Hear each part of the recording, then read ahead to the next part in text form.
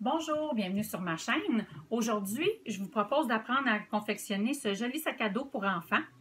Alors, comme vous voyez, il y a une pochette avec fermeture éclair en avant. Un petit rabat pour le refermer. Ici, j'ai pris, au lieu de me faire un cordon, j'ai acheté un lacet tout simplement pour refermer. Et cette petite attache pratique dont je ne sais pas le nom, je vais faire une vérification puis je vais l'écrire au bas de la vidéo. Alors, à l'intérieur, oui, il a une petite pochette à l'intérieur avec une fermeture éclair. Alors, ça aussi, je vais vous montrer comment installer cette petite pochette.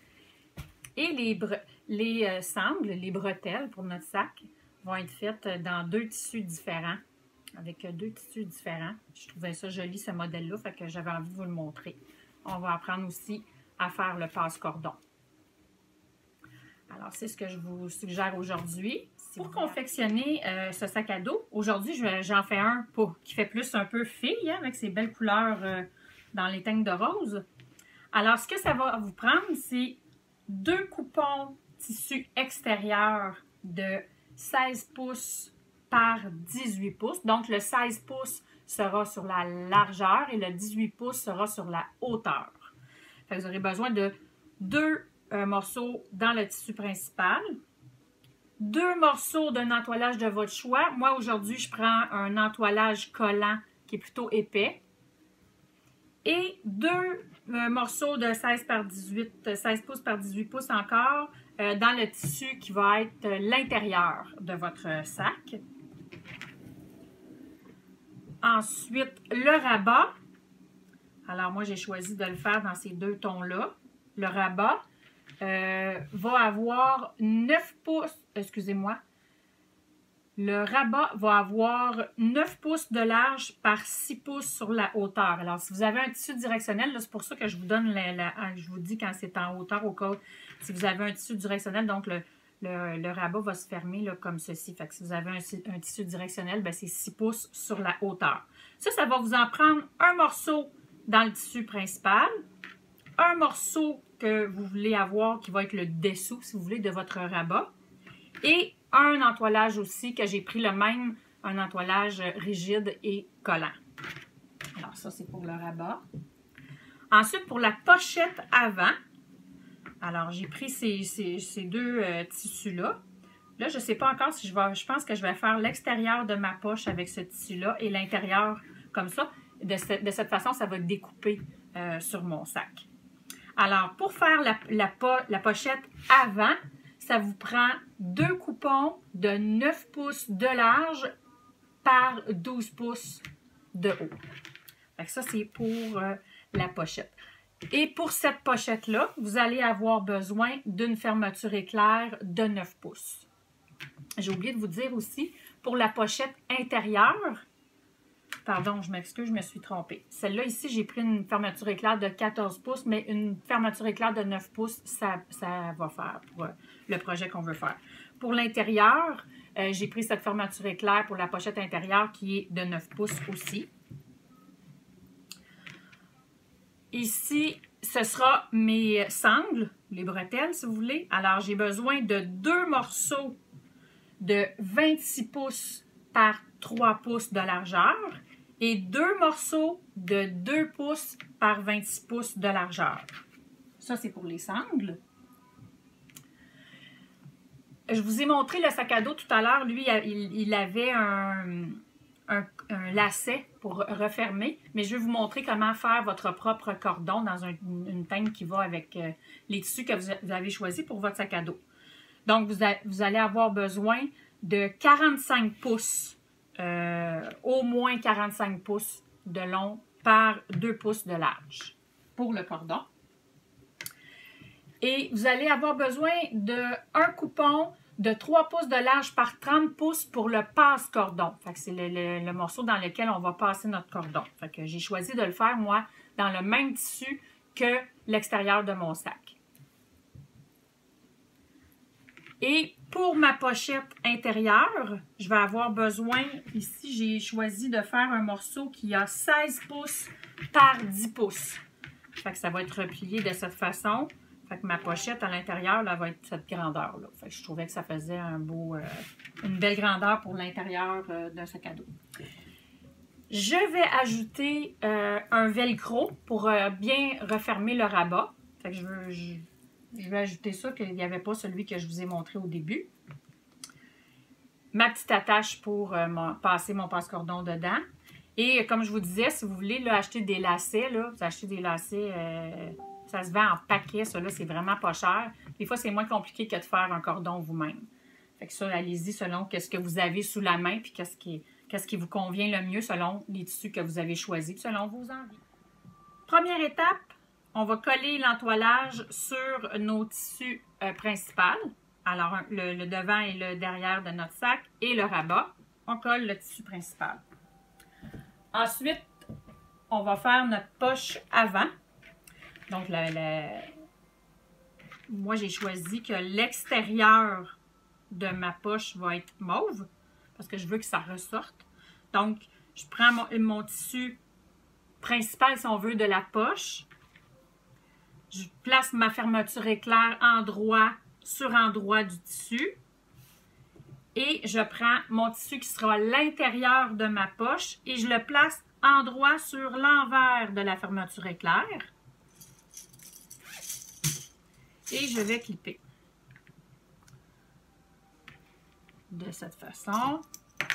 Et ensuite, je vais aller passer une couture le plus près possible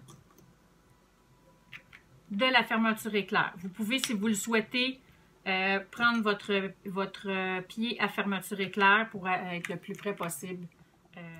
Alors voilà, j'ai fait ma couture. Maintenant, je vais ouvrir le tout, sortir la fermeture éclair.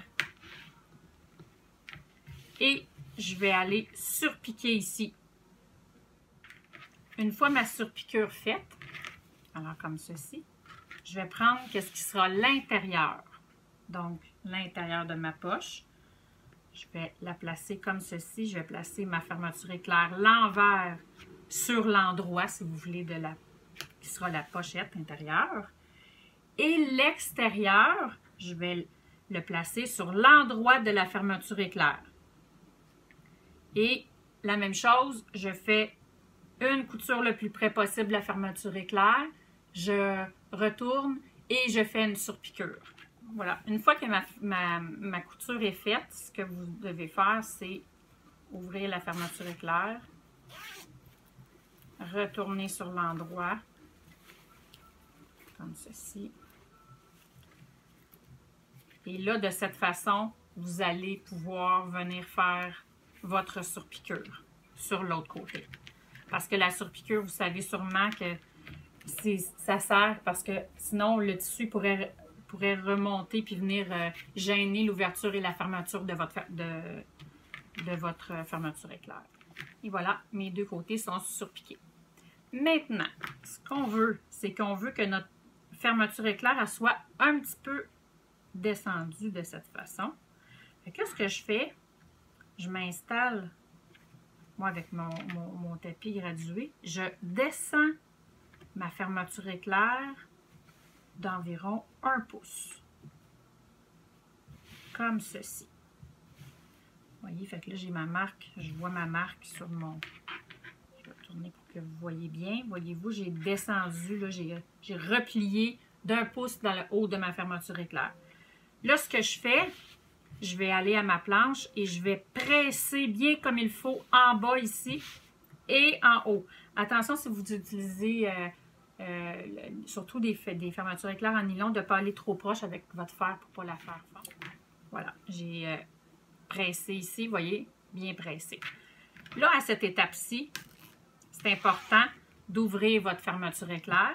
Si, comme moi, elle est plus longue, le traîneau, il ne faut pas qu'il aille jusque-là. Il faut vraiment qu'il reste à l'intérieur de votre poche, mais c'est important que la fermeture éclair soit ouverte. Parce que là, ce qu'on va faire, c'est qu'on va aller passer, on va le retourner sur l'envers, comme ceci. Et nos marques au fer, c'est ça qui va nous donner comment placer nos tissus pour savoir où faire notre couture. Fait que voyez-vous, ma marque est ici. Fait que je vais mettre une clip. Comme ça. Ma marque, elle est là. Comme ceci. Et je vais mettre, voyez-vous, ma marque est là. Je vais mettre une clip ici. Même chose de l'autre côté. Là, il faut faire attention parce que la fermeture éclair est ouverte. C'est très important, sinon vous ne serez pas capable de le retourner de bord. Comme ça, ici. Bien placer ça comme il faut. Et là, vous allez faire une couture de chaque côté. Puis ensuite, une fois que la couture est faite, là, vous pourrez couper l'excédent de fermeture éclair avant de retourner. Bon. J'ai fait mes coutures de chaque côté. Maintenant, je vais aller couper mon excédent de fermeture éclair. Si jamais vous voulez, vous pouvez aussi réduire vos valeurs de couture. Et là, je vais retourner ma pochette à l'endroit.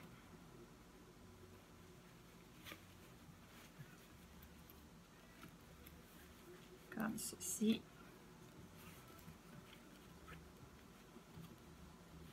Vous voyez comment ça fait joli, regardez. Le coin.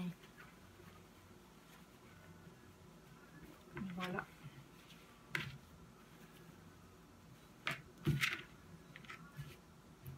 Ma poche est faite. Maintenant que j'ai bien pressé ma pochette, je vais l'installer sur le devant de mon sac à dos.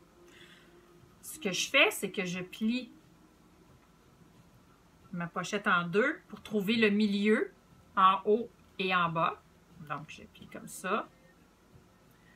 Ensuite, je vais prendre mon morceau qui sera mon devant. Je vais aller à partir du haut de mon morceau, je descends de 10 pouces. Fait que moi, avec mon tapis gradué, ça va bien. Et là, au centre, donc ça a 16 pouces de largeur. Donc, le centre, c'est 8. Je vais faire une marque. Et là, j'ai descendu un petit peu plus bas et j'ai fait une marque encore au centre. Ce que je fais maintenant, je prends ma pochette et je viens placer mon épingle au centre de cette façon. Je vais épingler comme ceci, en laissant ma main pour ne pas que ça bouge. Comme ceci. La marque en bas est bien à sa place. Alors, je vais prendre cette épingle et voilà. Maintenant, je vais aller faire une surpiqûre, une couture, parce que je vais coudre ça, hein, tout le tour. Faites attention quand vous allez passer sur la fermeture éclair, allez doucement. Et faites les 4 côtés pour bien fixer la poche. Notre pochette est fixée à notre sac à dos. C'est ce que ça donne. La prochaine étape, on va faire nos sangles. Alors, vous vous souvenez que vous avez 2 morceaux de 3 pouces de large par 26 et 2 morceaux de 2 pouces de large par 26. Ce que vous allez faire, vous allez prendre les morceaux, on les plie en 2, comme ça sur la longueur, on presse.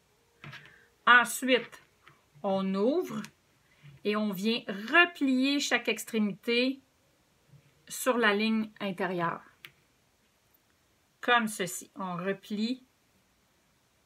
Voyez comme ça. On a plié en 2. On a pressé. On ouvre.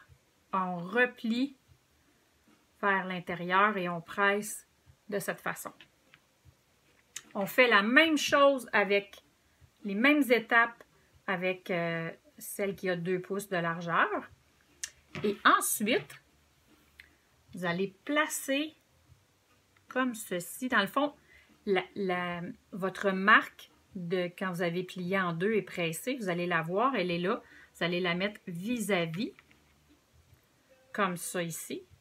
Et là, vous allez épingler tout le long.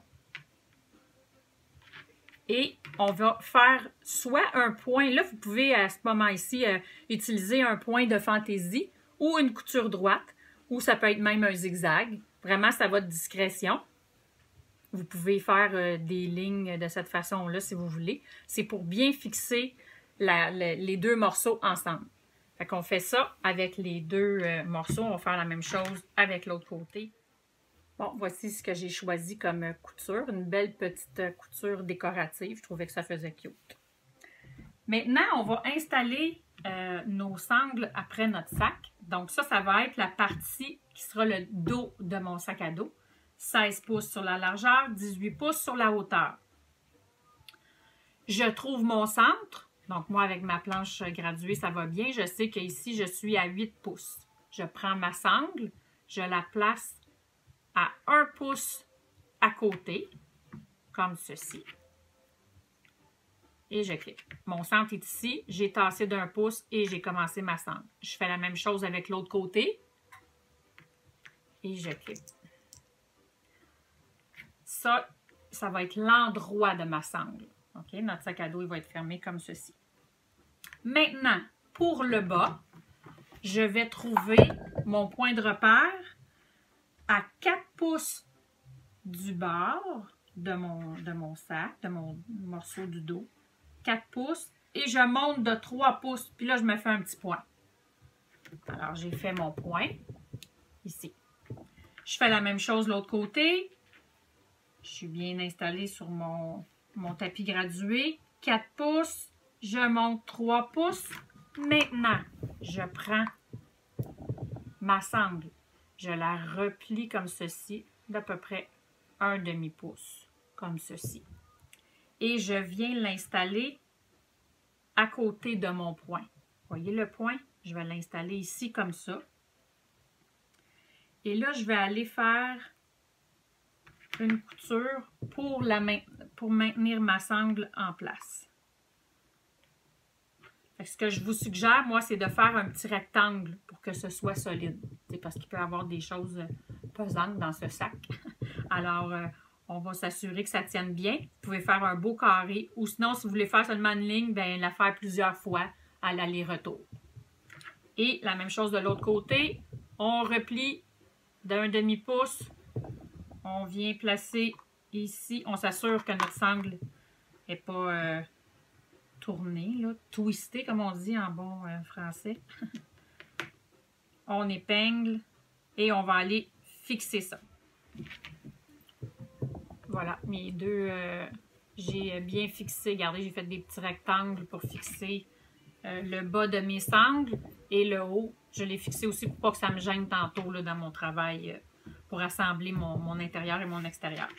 Fait que les sangles sont installées. Maintenant, prochaine étape, le rabat. On place endroit sur endroit le rabat, comme ceci. Et on va tourner, on va plier de cette façon. Et on va aller arrondir un des coins, comme ceci, où on pourrait très bien, juste pour dire là, moi je prends un carré, je mets mon coin, je me prends à 1 pouce, puis je vais faire un arrondi de cette façon avec mon crayon, comme ceci, et je vais couper pour arrondir mon rabat. Ensuite, une fois que j'aurai arrondi mon rabat, ici, je vais aller faire une couture tout le tour comme ça, mais pas ce côté ici. Je retourne, je presse et je surpique. Pour vous aider à avoir un bel arrondi, je vous suggère de cranter comme ceci dans l'arrondi, en faisant très attention de ne pas aller jusqu'à votre couture, parce que sinon, quand vous allez le retourner, bien, ça va faire des morceaux de tissu qui vont sortir et c'est pas ça qu'on veut. Ensuite, on retourne sur l'endroit on presse et on fait une surpiqûre. Après avoir surpiqué le tour de mon rabat, je vais aller installer le velcro. Donc, la façon d'installer le velcro, moi, ça va être le dessus de mon rabat. Alors, je vais trouver le centre en pliant comme ceci. C'est juste avec le pouce, bien souvent, là, on est capable de voir après où est-ce qu'on a fait notre marque. Et mon velcro, qui a 2 pouces, je le plie comme ceci et je viens l'installer ici comme ça. Et je vais aller faire le tour de mon velcro. Une couture tout le tour. Ici, j'ai pris mon devant, celui où on a cousu la pochette un peu plus tôt tantôt. Et j'ai mis mon velcro à 3 pouces et demi du haut. Donc, j'ai trouvé mon centre. J'ai mis mon velcro à 3 pouces et demi du haut. Quand je vais faire... Une fois mes 2 morceaux de velcro installés à leur endroit respectif, je vais maintenant fixer mon rabat à ce qui sera le dos de mon sac. Donc, tout à l'heure, on a installé nos sangles. Maintenant, ce qu'on fait, c'est qu'on vient trouver le centre de notre dos de sac, l'endroit sur l'endroit, comme ceci. On vient fixer ça ensemble. Et là, vous pouvez le fixer à votre choix selon avec un point droit ou au zigzag. C'est seulement pour le fixer parce que une fois que mon rabat est fixé, je vais maintenant assembler l'extérieur, ce qui sera l'extérieur de mon sac. Alors, on prend un morceau, on met l'autre morceau endroit sur endroit. Faites attention que votre poche soit bien, votre pochette avant, comme ça ici, elle soit bien vers le bas. Et on va faire une couture sur le côté, le bas et l'autre côté. Une fois mes 3 côtés assemblés, je vais faire le fond de mon sac. Alors, comme vous voyez ici, j'ai fait un carré, un coin dans le fond de 2 pouces par 2 pouces.